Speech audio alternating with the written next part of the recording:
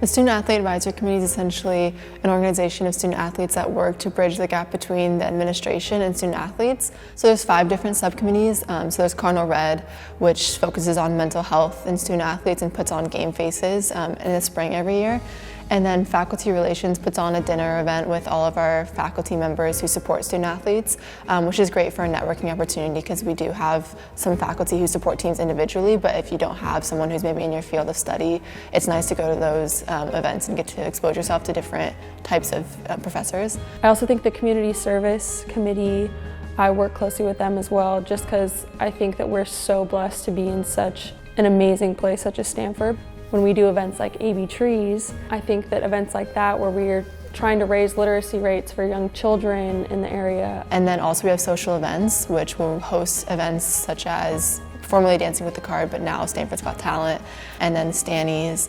So it's just a great way for student athletes to come together and celebrate similarities or just get to know each other better and kind of have a fun, lighthearted environment. And then we actually have a new committee, Environmental Sustainability, which is going to focus on, and being environmentally mindful in the student athlete community and ensuring that what we're doing is sustainable, and I think it's exciting to see what initiatives they'll take in the upcoming years. I think creating opportunities for vulnerable moments amongst student athletes is very important, especially at Stanford. So there's an article basically talking about the duck walk at Stanford, and that's how a duck above the surface looks cool and calm on the water, yet underneath they're paddling and struggling to stay afloat. I think that's a very good description of Stanford student athletes, not 100% of the time, but because we have so many things going on, we have to act as if we can handle everything at all times, because in sport you show that weakness and it's going to, affect play time. You might not do as well against an opponent and you can't do that. At the same time, we are human, and I think it's really important to highlight those vulnerable moments because we make mistakes just like any other person does in this world. We have times where we feel vulnerable or too stressed out to do things. And I think it's really important to have these conversations with people that you're surrounded by every single day. So my freshman year, I think I did a really good job managing it and having a social life and doing well in classes and stuff, but I think I let sleep kind of slip away. And then I went into my sophomore year taking the human biology core and also taking chemistry at the same time. And I kind of continued that cycle of not sleeping that much and still going to practice, but I feel like I wasn't really getting that much out of my performance because I was sleep deprived a lot.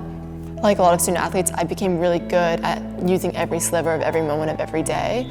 And that can be really exhausting, just not even, physically, but also emotionally and mentally. It's like not having any time to just calm down and, be yourself and take time to think. It took me 4 years to finally realize, 8 hours of sleep actually is extremely important. And I find that my vertical has finally gotten better and I feel more energized at practice, and I think that is carrying over into me just being happier in every part of my life. So I think every student athlete goes through their own individual experience of what it looks like to kind of hit that wall and figure out how to get over it.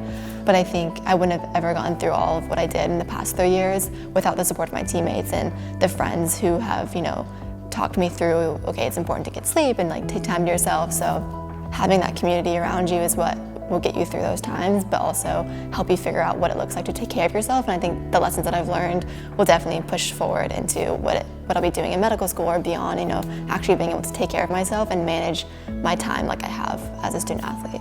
As my role as co-president of SAAC, I kind of wanted to build this sense of communication between the student athlete body and the rest of the athletic department.